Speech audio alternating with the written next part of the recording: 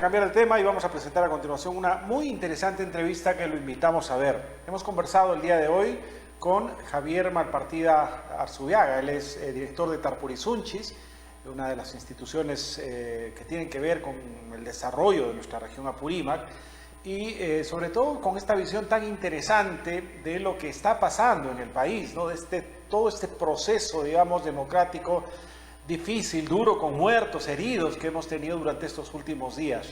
Y nos preguntamos, precisamente todos, o muchos diremos, pedimos una nueva constitución, ¿no? No, ya basta, todo esto se va a acabar con una nueva constitución. La gran pregunta es, ¿usted ha leído la constitución? ¿Usted sabe de lo que está hablando? ¿O es que se está dejando llevar solamente, digamos, por esta corriente? Vamos a hablar de todas esas cosas con Javier Malpartida en esta muy interesante entrevista. Vamos a verla. Bien, amigos televidentes, y tal como lo hemos anunciado, ya está con nosotros Javier Malpartida, director de Tarpurizunchis, y obviamente un gran visionario, digamos, de lo que está pasando en el país. Él hizo un reconocimiento público a los jóvenes en una entrevista anterior, y son ellos precisamente quienes han revolucionado un poco nuestro país en esta etapa histórica que hemos vivido. Javier, ¿cómo estás? Muy buenas tardes. Gracias por aceptar esta conversa. ¿Cómo estamos, Julio? Qué gusto encontrarnos en otras condiciones. Efectivamente, bueno, ha pasado en estos pocos días mucha agua bajo el puente y hoy, de alguna manera, hemos recuperado cierta estabilidad en el país. ¿Cómo ves tú, digamos, lo que ha pasado y cuál es la enseñanza que nos deja todo este proceso? Qué buena pregunta. Sí, yo creo que es fundamental sacar lección, aprender, porque si no la experiencia no se convierte en saber, y menos aún en saber colectivo. Yo me atrevería a plantearte algunas lecciones que creo que debemos discutir, procesar y volver a discutir en nuestra sociedad, en nuestra familia, en nuestras organizaciones. Una primera lección quizás es que personas que salen a protestar no son locos, no son terrucos, menos aún, como dicen, ignorantes, manipulados por alguna mano negra. No, no es así. Cuando una población protesta, es que está siendo vulnerado su derecho, alguno de sus derechos. Primera lección, diría yo. Segunda lección, diría que las tensiones, los conflictos sociales no se resuelven desprestigiando, reprimiendo o encarcelando a la gente. Es espantoso lo que ha sucedido, hasta el secuestro de un estudiante que felizmente han devuelto al final con vida. Gracias a por Dios, temor, porque van a ser enjuiciados. Así es. Los conflictos sociales se resuelven dialogando. Es increíble que algo tan sencillo sea algo que tenemos que aprender. Se resuelven buscando salidas y se resuelven dándole curso a algunas de las demandas o a todas las demandas del grupo que está reclamando. Efectivamente. Bueno, Javier, perdón que te corte, pero no, digamos, por supuesto. En este caso, yo no he sentido que haya un diálogo, ¿no? Sino más bien, digamos, la indignación popular, este pedido de gran parte de nuestro querido Perú, se ha impuesto, ¿no? Ante la oscuridad en la que se manejó el gobierno de este señor Merino, ¿no? Ahí no ha habido diálogo, ahí ha habido una imposición, digamos, de nuestro pueblo que se hizo respetar, ¿no? Exactamente, pero hay una lección para que esto no vamos a resolver cada conflicto con 2 muertos. Eso es lo triste, Por eso, ¿no? ¿cuál es el aprendizaje?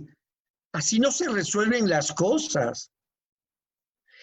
El ministro de Educación, un personaje de vergüenza, señor D'Alessio, dijo en un WhatsApp, se le ha denunciado, que le dice a otra persona, ¿cómo vas a ir a esa marcha que la está convocando Movadep? Sí, pues. Bueno, O yo sea, creo que ese señor discúlpame, ya, con el ese perdón de la señor palabra, tenía un poquito probablemente, de... ¿no? probablemente tiene responsabilidad penal, porque no es el señor D'Alessio que dijo eso en su casa, es un ministro de Estado. Yo me pregunto si el ministro de Educación piensa eso, ¿se imaginan qué ha pensado el ministro del Interior? Que es el que le da las órdenes a la policía. Entonces, si yo soy un policía y me dicen son terroristas, me comporto como el terrorismo de Estado. Ahí hay responsabilidad. Por eso para nosotros, disculpa, los conflictos se resuelven dialogando. O sea, no hay nada mejor. Y ligado a lo que estamos hablando, yo creo que una cuarta lección es recordar, lo hemos dicho antes, pero hoy hay condiciones para entenderlo mejor, que la policía está al servicio de la ciudadanía. A mí me enseñaron que si me pasaba algo de niño en la calle, busque a un policía. Claro. O sea, el policía está al servicio de ciudadanas y ciudadanos. No puede ser empleado ni privatizado por las empresas. Como está pasando. Si yo soy un policía y como rico recibo mi propina de la empresa, incluso voy adentro de la empresa y dentro del campamento tengo... Cuando haya un conflicto, ¿a quién defiendo? ¿A las ciudadanas y ciudadanos de cuyos impuestos se paga mi sueldo o a la empresa que me está irregularmente, de forma ilegítima, contraria a la Constitución, me está pagando? Entonces, una cuarta lección es, la policía no puede responder a intereses privados. Nunca más un policía disparando contra un pueblo que protesta o reclama sus derechos. Puede hacer un cerco, puede intervenir si hay actos delictivos, pero no puede dispararle a las personas que son el objetivo de su actividad, protegerlas. Efectivamente, eso ha sido lo más lamentable de esta situación, ¿verdad? Solo que hay que tener cuidado. El eslabón más débil es el policía que está en la calle. Sin duda hay un problema sobre los perfiles que se usan para aceptar determinada persona o no en la policía. Si yo soy un ministro que cree que los jóvenes que protestan, las comunidades que protestan, son terroristas, Dios mío, cuando yo haga el examen de admisión, efectivamente voy a seleccionar para que ingresen las personas más violentas, más apasionadas, que no le tienen miedo a nada, que lo mismo en disparar a una mujer, a un niño. Sin embargo, la responsabilidad principal no es del operador, sino de quien da la orden. Tenemos, y lo ha dicho el nuevo presidente Francisco Sagasti, no va a haber impunidad. quiere decir que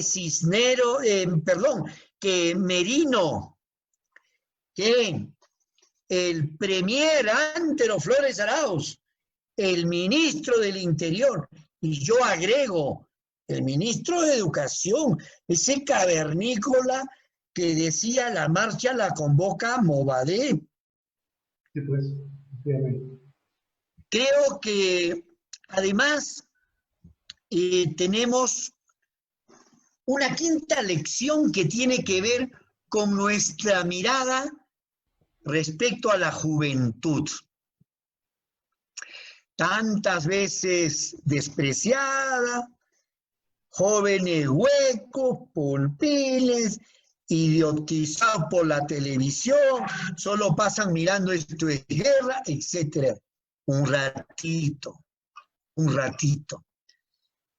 Hay que aprender hoy de la valentía, de la capacidad de organización y de la fuerza que transmite la juventud para transformar la realidad.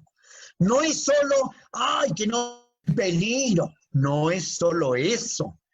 Sería, disculpa, miserable no reconocer en la juventud apurimeña la capacidad de organización. Exacto. Los criterios para cuidar la seguridad, la salubridad, el cuidado, que no se infiltren, que las bombas, que los abogados. Por Dios, vuelvo a reiterar, hay que reconocer la fuerza de la juventud. Efectivamente, y algo que he podido notar, digamos, es que siempre se ha dicho que somos un pueblo caudillista, que seguimos, digamos, a la voz de un caudillo por ahí. En este caso no ha habido nada de eso, no ha sido la población generalizada la que se ha autoconvocado, digamos, a estas marchas, a estas protestas, y eso también es algo que tenemos que resaltar, ¿verdad? Totalmente de acuerdo, esa era mi sexta lección, la sexta situación que nos genera aprendizajes.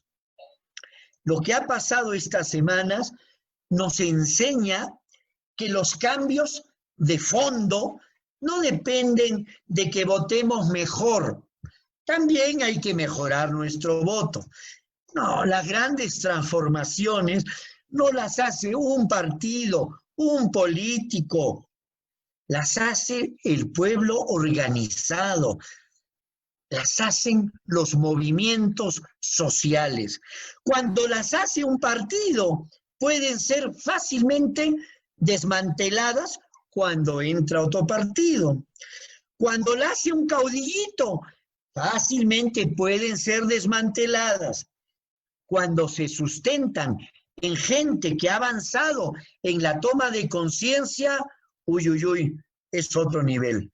Yo creo que estamos aprendiendo que no solo se hace política desde los cargos elegidos, se hace política desde que tenemos voz organizada para exigir, plantear o impulsar cambios concretos. Sin embargo, junto a estas 6 lecciones que te menciono, yo quiero mencionar una que me parece fundamental, solo que no estoy seguro si ya es una lección o si todavía hay que repasarla más, y por eso la quiero plantear.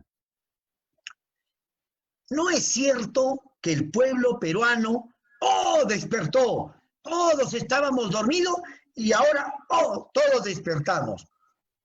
No, creo que esa es un poco exagerada, esa versión, y un poco caricatura. Es indiscutible que esta lucha ha convocado a todas y a todos, que de distinta simpatía e ideología política, pero a todas y todos que estamos cansados de la corrupción y de la política predominante, que es corruptos operando a favor de unas empresas que los manejan desde atrás. Sin embargo, por Dios, ¿cuántos muertos tuvimos en Cotabambas en una lucha legítima por defender el territorio, el agua, frente a una empresa que antes tenía previsto sacar el mineral por un oleoducto y luego vendió la empresa y cambiaron los términos. Y sucede que 350 camiones pasan por la puerta de tu casa. Sin embargo, esa lucha se dio. Esa lucha nos costó vidas apurimeñas y no ha sido reconocida. Felicito al presidente Sagasti que homenajee, que pida perdón a nombre del Estado por los muertos esta vez. Pero hay que recordar que esta lucha es parte de una historia de muchas luchas, de mujeres contra el feminicidio, de pueblos originarios que están defendiendo. ¿Recuerda cuántos muertos hubo en Cajamarca? ¿Cuántos muertos en Cotabamba? ¿Cuántos muertos quieren todavía que haya en Arequipa para defender su valle, su productivo valle? Es decir, no es tan cierto que todos estábamos dormidos y hoy despertamos. Esta es una lucha de gran alcance que legitima muchas luchas anteriores que todavía no han recibido de forma suficiente el respaldo social y mucho menos de forma contundente la autocrítica, la indemnización, la investigación de parte del Estado. Así es. Sí, esas son las lecciones que yo podría compartir, Julio, y la reflexión de que vivimos en un continuum. Hemos llegado a un pico de solidaridad. Quizá deberíamos generar solidaridad en las distintas luchas que tenemos distintos actores o sectores en nuestro país. Así es, efectivamente, Javier. Hoy se habla de una nueva lucha, digamos, que no ha sido satisfecha por todo lo que se ha conseguido, que es el tema de la nueva Constitución. Mucha de nuestra población dice, esto no ha terminado, va a terminar cuando tengamos una nueva Constitución.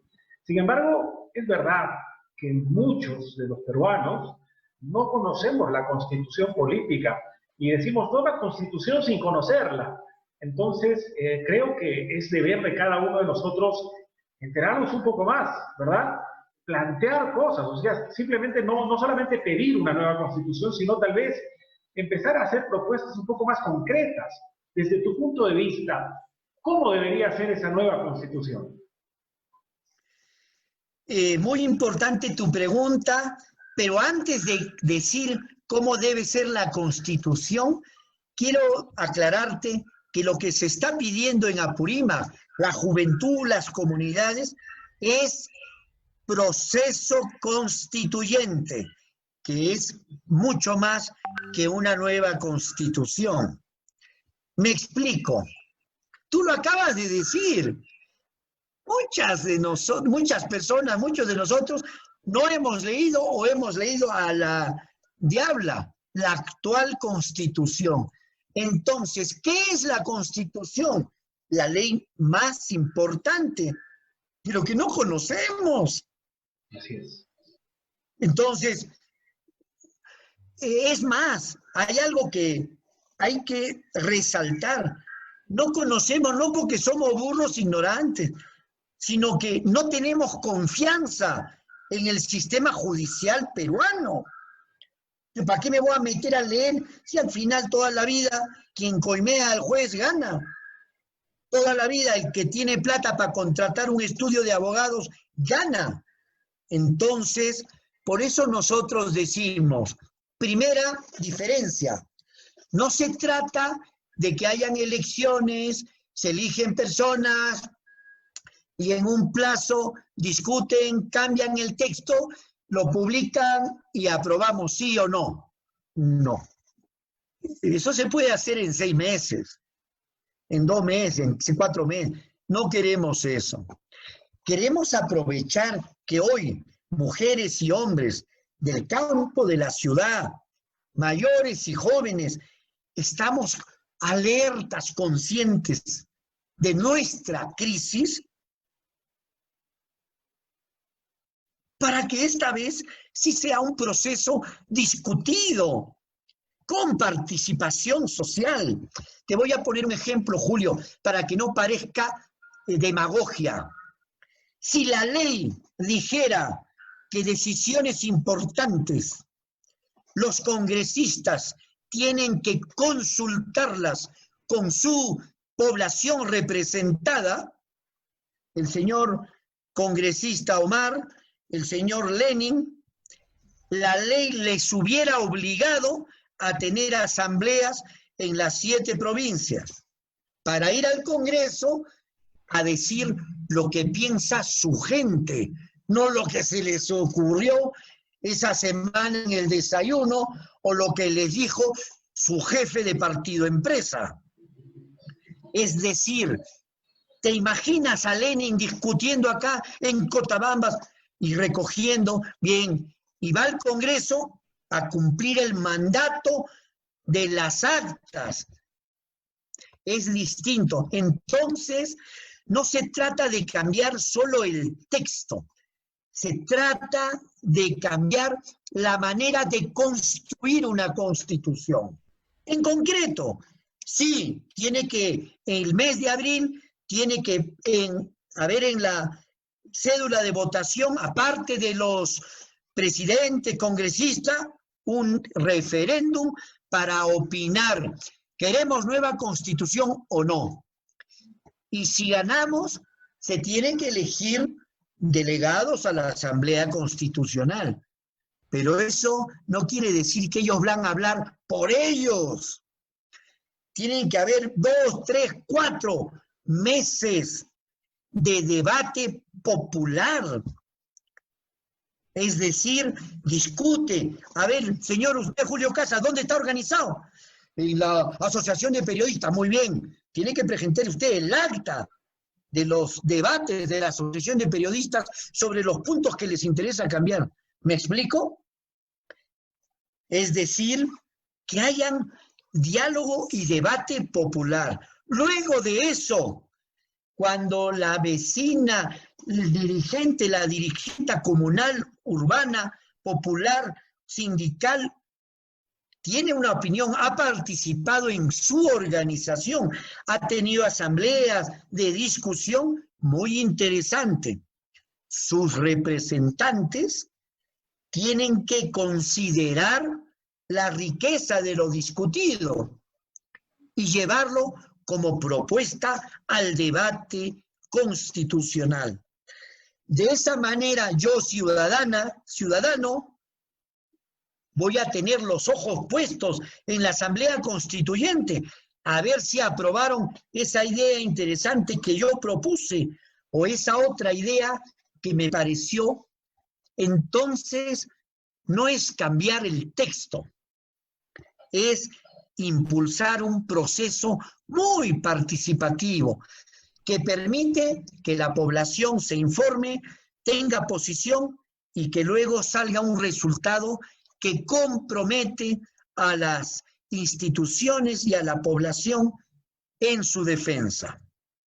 Muy bien, Javier. Bastante claro, en realidad, sobre lo que queremos en la población. O sea, que no confundamos que es pues cambiar una palabrita por otra, sino más bien iniciar desde abajo y desde las bases una nueva constitución, un nuevo proceso, en realidad, que es lo que debemos buscar.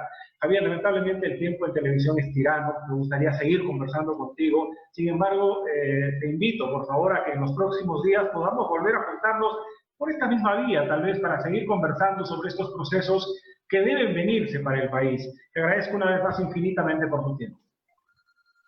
Bien, Julio, muchas gracias. Estamos a disposición, pero recordemos, hemos dado un gran paso, faltan el paso decisivo.